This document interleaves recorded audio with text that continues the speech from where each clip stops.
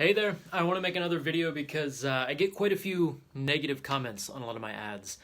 Typically they're in the flavor of, oh, this is terrible for people's knees, oh, people can't do that, oh, no one can do this, oh, you can't do that, you can't do that. And what's interesting about these comments is that people are projecting their own limitations out across the human species. It's as if they think just because they can't do something, no one can. And what's even better, no one should. You shouldn't do that because it's bad for you. Why is it bad for you? Because it might be bad for me, right? Hopefully you can see the broken logic in an argument like that, right? We can't generalize what is good or bad for an entire species based on the experience of one person. Here are two truths about you right now that are going to help you avoid getting trapped by someone else's limitations, right? And again, if you go to like any of my posts, any of the ads that I've got running, anything like that, you'll likely see a number of things like, this is so bad for knees, this is so bad for this is so bad for that. People get very caught by the idea of how small they are. Jessica says, hair on point. Thanks, I finally washed it. It gets all flock of seagullsy on me when I do that. But anyway, here are two truths about you right now if you are watching this that can help you avoid getting trapped by someone else's narrow view of themselves, right? And therefore, a narrow view of you. Rule number one is that if you are alive right now, the way your body adapts, it follows one simple rule. That rule is called the SAID principle. It stands for specific adaptation to imposed demand. I feel like I am beating a dead horse with it every time I talk about it, but if it's new for you guys, and if it's new for you watching this, what that means is that your body is listening to what you do with it every single day.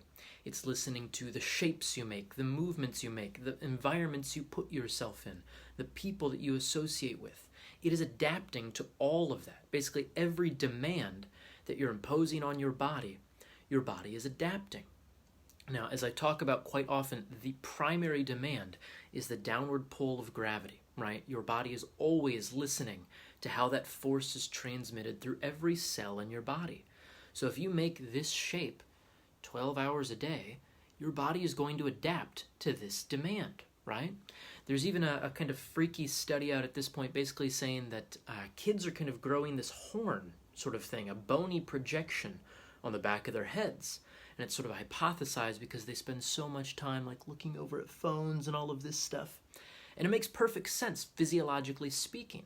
If you understand the SAID principle, you can make sense out of why that's happening. If someone is applying this load to the tissues that make up their body for a long period of time, there's a calcification that takes place, right, where the connective tissues attach at the back of the head, right? So of course, those tissues, if they're under prolonged loads, those tissues must adapt in order to survive, right? It's a survival thing. Your body isn't necessarily concerned with your comfort, your aesthetic pleasure in your Instagram posts, anything like that. It cares about survival, right? And so if there is an excessive demand pulling you downward every single day, yeah, your body's going to adapt to deal with that. Yeah, your tissues are going to get rigid and knotty. Yeah, they'll start to calcify at the attachments. That's a support mechanism. It keeps that body safe, right? So that's rule number one. Know that if you are alive right now, your body is capable of adapting. Do not think that you are damned to the way that your body is now, just because of someone else's small ideas of saying knees past your toes is bad. If you ask anyone who says that why, they can never come up with a compelling reason other than, because it's bad. There's no inbuilt reason why having your knees past your toes is bad, for example, right? If it were, good luck walking up or down steps. Good luck walking up or down any incline ever, right? If your knees can't go past your toes, the problem isn't the hill, it's your knees. What are you going to do? Flatten the world to make it more convenient for your own limitations? Like, no. Adapt. Your body can always adapt. And so that's the first rule here. Second rule here, if we're looking at rules that your body follows, is that there is functionally no limit to the improvement of the human nervous system. So far, we've just been talking in terms of musculoskeletal adaptation, connective tissue adaptations. We're so far from the ceiling in terms of neurological adaptations that, for all intents and purposes, you are limitless in your ability to learn, to develop better means of organizing yourself, better means of accomplishing the tasks that you set out to accomplish. So know that the sort of limitations on your perception, on your movement, on your cognitive capacity right now, you are not, again, may I please reiterate, you are not damned to the way you are now forever. As soon as you accept that this is the way things always have been, the way things always will be, you damn yourself. But know that it's not like someone out there is casting that on you. You've accepted that as a limitation. And I get it. It is hard. If you wake up every day in pain, it is hard to think you're capable of changing. If you are waking up for months, years, decades at a time, feeling like shit in your body, I get it. That sucks. And if you're alive, your tissues are able to adapt and your nervous system is able to learn. If you are watching this right now, you can change. Literally the only thing standing in the way of that change is your choices that you're making every single day. So that's why I've focused so much on awareness practices. Most people are so confused when they get into the Chandler Stevens world. It's like you come for the fancy movement videos and you stay for the life-changing lessons in awareness. Because when you know what you're doing and you know how you're doing it, you can do whatever you want, right? Some people will always focus on their limitations, on what they can't do, on what they don't have, on how miserable they are, how unfair the world is. Like, fine, have it. I am not interested in your suffering. I frankly don't give a shit about how small you might think you are, because I know that everyone I talk to is way smarter about themselves than they think they are. They are way more capable of making a change in the world than they think they are. We just have this default path that spirals us down into the smallness of ourselves. So again, like, if you're suffering, I get it. And the only way to make things different is to make things different. Like, as circular as that sounds, the choices that you make every single day are shaping your tissues. They're shaping your perception of yourself and the world around you, your relationship with that too. Like, I get so heated whenever people leave the kind of limiting comments on ads or posts or whatever. It's like, just because you can't do a certain thing doesn't mean someone else couldn't or shouldn't. And likewise, just because that person can't do it doesn't mean you can't or shouldn't, right? Each of us has to work with what we have right now. That's the only way to make progress. That's the fundamental creative act. You focus on what is, and you make what isn't yet out of that, right? Like, you can only work with what you have. So work with what you have to the utmost, right? I was talking with a client last night who's been in chronic pain for like 10 years. And she's just now starting to get to the point where, like, she's feeling okay. Not feeling great, right? Feeling okay, which I don't know about you, but if you've lived in pain, just feeling okay is pretty life-changing. But for her, the big thing is she's hesitant about moving into new activities. Understandably so, right? Her body has wired together new activity and pain. Those are glommed into a functional entity, like a unit within her nervous system. So when she goes to try some new movement, of course that sends off the alarm bells.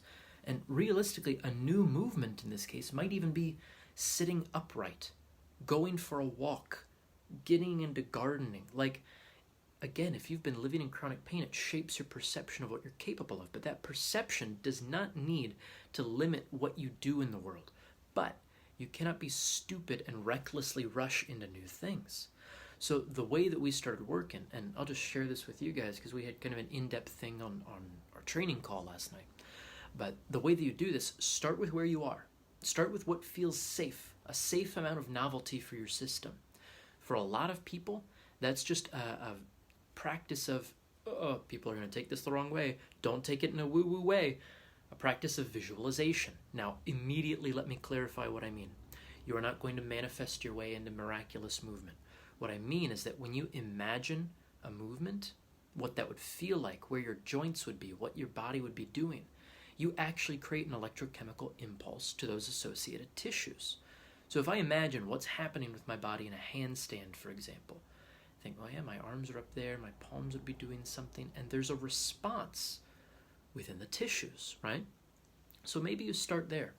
In her case, it's like, well, maybe you do just start with visualizing what that sensory motor experience would be like, how your body would feel, where your body would be in space, what you would be doing with yourself as you get into whatever that activity is.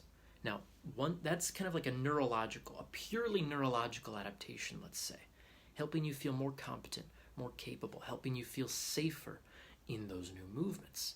Now, what you do after that, after you've gotten the neurological foundation of safety and of function built in there, then you can think about loading the tissues, working into that SAID principle that we talked about at the start of this video. Now, simple rule of thumb that I use for a lot of people, if there's a particular movement you want to make sure that you, Brian again, I shouldn't be touching my mustache and beard. Oh, I'm going to keep them, don't worry, they're not going anywhere. Yeah, no worries about that. So anyway, if you're learning a new movement, what I recommend you do is make sure you own the top position and own the bottom position. Now, I get that can be kind of confusing, so I'll explain what I mean with a squat, for example. The top position of a squat is you standing, right? So, check in with yourself. Can you make this shape? Yeah? If you can't stand upright, you're going to have a hell of a time squatting. So, make sure you can stand upright, as simple as that sounds. Now, the bottom position of that would be a squat shape, right? So one easy way to test that, for example, hopefully you guys can still see me here. If we move some books out of the way, the bottom position of a squat is something like this. Can you actively make the shape that you're looking for? Ideally, without wedging all of your body weight onto it in the first place. So you could use that as a check for yourself if you want to learn how to develop greater proficiency in a squat. Can you stand on 2 feet? And then if you just lay on your back, take away all the demands of gravity, can you actively make that shape? Look at it in a push-up, for example, too. This is the top position, right? My arms are out like this. This is the bottom position, yeah? So if I can actively make these shapes unloaded, I reduce my risk in pursuing new activities, and it's that perception of risk that's limiting so many people in terms of their neurological function. So, if you can make the top position and you can make the bottom position, then what you do is you slowly connect the dots between the two. You go through what we might call an eccentric load, the eccentric portion of that movement, controlling your descent downward with the pull of gravity. So, in the case of a squat, if I've established that I can stand upright and I've established that I can make that bottom shape, I work on slowly connecting the dots between those two shapes. This eccentric loading is one of the safest ways we can go about developing competency within the movement. And however the hell you get up is fine. It doesn't matter. You can use your hands, you can stand up, you can do whatever. You repeat. You slow the movement down. You check in. Are you able to breathe? Is there an area where you drop? Is there an area where you hitch? Is there something going on that is a red flag about the quality of that movement? And when you're able to do that, then you start, that's loading the tissues. That's introducing the imposed demands that your body will make specific adaptations to, right? So you load yourself at the level you're at with what you can handle and what you can recover from. There's no exact science to that. Like, you can pull out sets and reps and numbers and all of that, but listen to yourself. Listen to your body. Does this feel safe right now? If it doesn't, back up to the point where it feels safe. Take 2 steps back. Imagine what that movement would be like. At least get the neurological foundation of safety in place. Then go think about loading your tissues. Then, of course, allow your tissues time to recover. It's baffling to me how much we overcomplicate these things. I truly don't get it. Because at the end of the day, it really is simple. Do you feel safe pursuing this movement? Do your joints make the necessary shapes to make this movement? Can you move slowly from one position to the other, and then you just rinse and repeat? It's as simple as that, right? So that's hopefully just a bird's eye view of how you can get rid of the bullshit of other people's limitations about what bodies can and can't and should and shouldn't do, right? It doesn't matter what other people say you should do with your body. That's bullshit. If someone else is telling you what you should or shouldn't do with your own corporeal existence, fuck that, right? That removes all agency, all autonomous decision making. Just because something is bad for someone else's knees does not mean it's bad for yours. And if it is bad for yours now, it doesn't mean it will always be bad for your knees. Bodies can always adapt. Bodies can always learn. It's that adaptation and that learning. They go hand in hand. They're two sides of the same coin, right? While we're on this subject, we'll just introduce another kind of theme to weave in here. Learning, adaptation, growth, development, healing. These are all just on a continuum.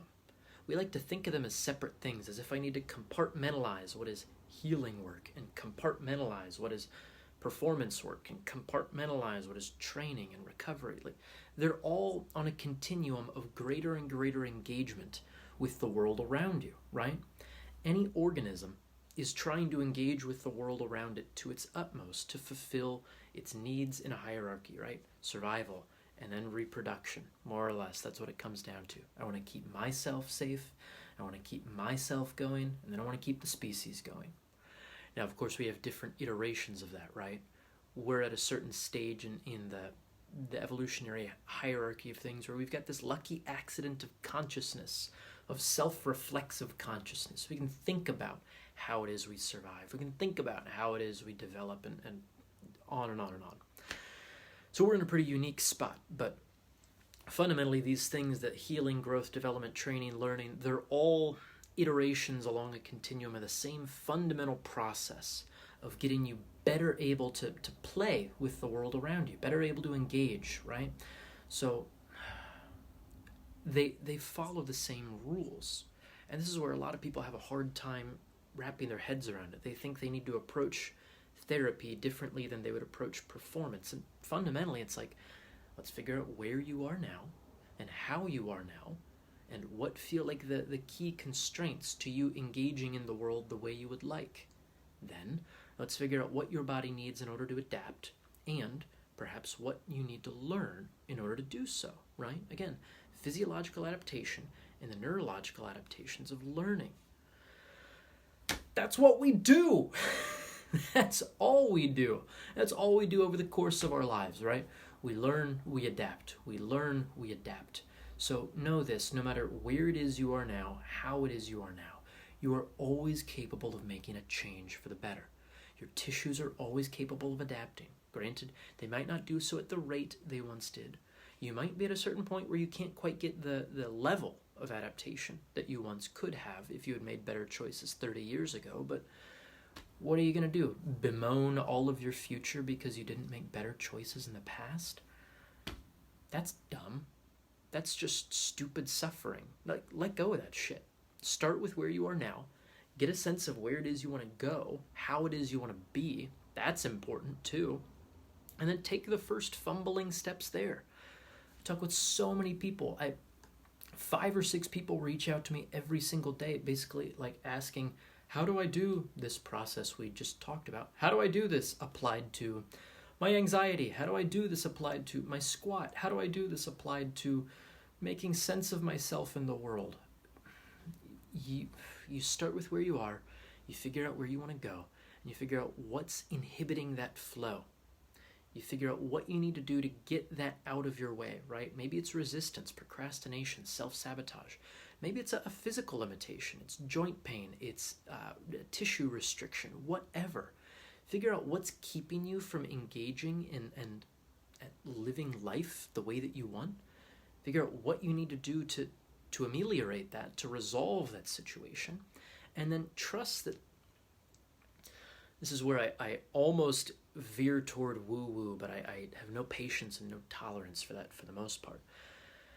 And then you trust that you are a flow system that can organize itself well within the world. I won't say trust that there's like some guiding light within you that knows the way, because I don't believe that necessarily, but I do believe that you are a complex system capable of regulating yourself based on the constraints of the world.